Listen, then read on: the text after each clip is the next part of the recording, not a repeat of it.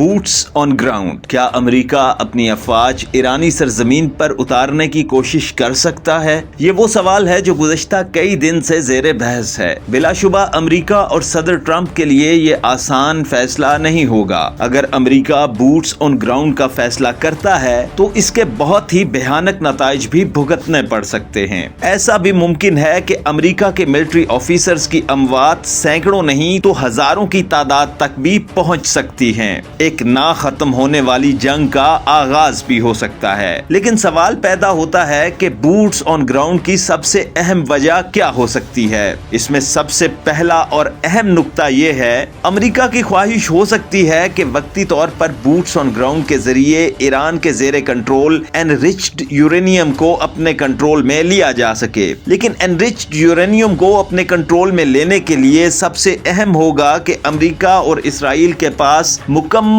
Intelligence होनी चाहिए। लेकिन गुज़श्ता बरस अमेरिकी ऑपरेशन मिडनाइट हैमर के बाद से लेकर अब तक अमेरिका और ना ही इसराइल को अंदाजा हो सका है कि ईरानी एनरिच्ड यूरेनियम कहां है। इसलिए एनरिच्ड यूरेनियम हासिल करने के लिए अमेरिका अपने फौजी ईरानी सरजमीन पर उतारने का खतरा मोल नहीं ले सकता।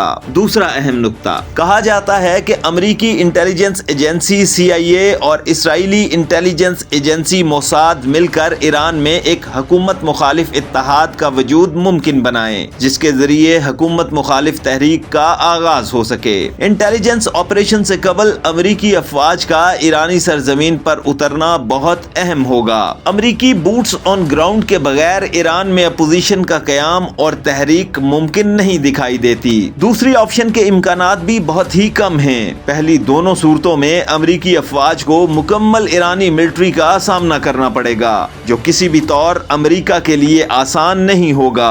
तीसरी ऑप्शन जिसके बारे में कहा जा रहा है कि ये अमेरिका और सदर ट्रंप के लिए एक वायबल ऑप्शन हो सकती है, इस ऑप्शन के मुताबिक अमेरिका पर्शियन गल्फ में मौजूद ईरानी स्ट्रेटेजिक खार्ग आइलैंड पर अपने फौजी उतारने की कोशिश कर सकता है। खार्ग आइलैंड को ज्यूल ऑफ ईरान भी कहा जाता है। ये वो लोकेशन है जो ईरान की मरकजी सरजमीन से 16 मील दूर है, जो ईरानी तेल और गैस के ट्रांजिट के लिए सबसे अहम मुकाम है और ये अबनाए हरमज के शुमाल मगरिब में वाक़या है। अमेरिका और इसराइल इस लोकेशन को बहुत आसानी से बमबारी करके तबाह कर सकते हैं, लेकिन अमेरिका और ईरान की तरफ से अभी तक इस जजीरे को निशाना बनाने से इज्तनाब किया गया।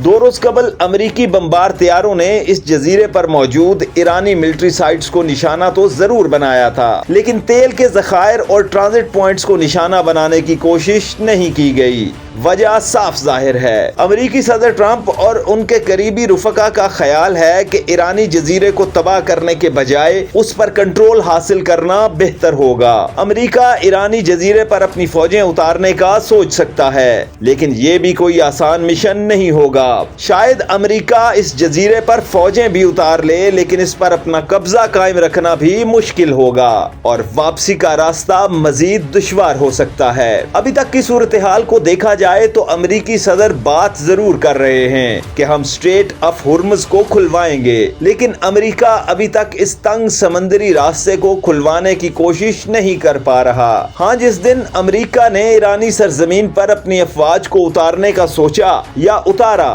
तो जंग एक नए लेवल में दाखिल हो जाएगी, एक ऐसे लेवल पर जहां ईरानी सरजमीन पर उतरने वाली अफवाज की मुश्किलात में शदीद इजाफा भी मुमकिन हो सकता है और फिर एक ना खत्म होने वाली जंग का आगाज हो जाएगा।